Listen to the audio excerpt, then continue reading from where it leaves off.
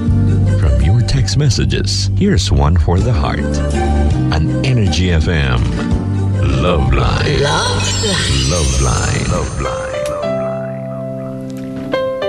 This love line is from Miss M. Dear Kathy G. Magandang hapon sa lahat ng tagapakinig ng Energy Love Lines.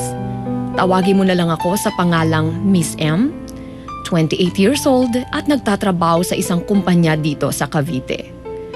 Nagsimula ang aking problema, Kathy, nang umalis ang aking asawa patungong ibang bansa. Tawagin niyo na lang po siyang Christopher. Pinadala siya ng kanilang kumpanya sa Cambodia. Noong una, Kathy, ay okay naman ang aming relasyon kahit nasa malayo siya. Pero di nagtagal ay unti-unti na siyang nagbabago. Hindi na siya tumatawag at hindi na rin siya nagtitext. Kapag ako naman ang tumatawag ay lagi niyang sinasabi na marami siyang ginagawa o busy siya. Isang gabi, Kathy, ay naisipan ko siyang tawagan at laking gulat ko dahil isang babae ang sumagot sa tawag ko. Para akong binagsakan ng langit at lupa, Kathy, sa narinig ko. Hindi ko alam kung anong gagawin ko dahil buong akala ko ay trabaho lang ang kanyang ginagawa.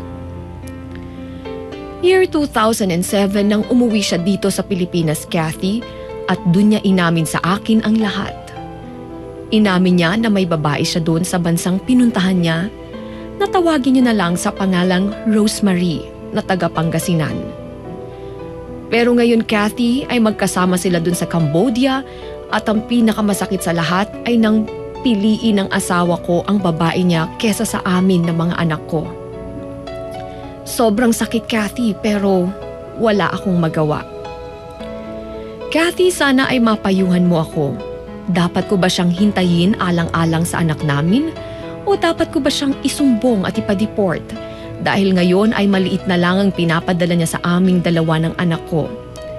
Dati ay umaabot ng 15,000 ang padala niya sa amin. Ngayon ay 6,000 na lang. Ang sakit, ang hirap ng ganito, Kathy. Ano nga ba ang dapat kong gawin? Sana ay matulungan niyo ako at mabigyan ng payo. Dahil hanggang ngayon, hindi ko na alam at litong-lito na ako. Maraming salamat po sa ibinigay niyong oras para basahin ang sulat ko. Hanggang dito na lang, lubos na gumagalang, Miss M.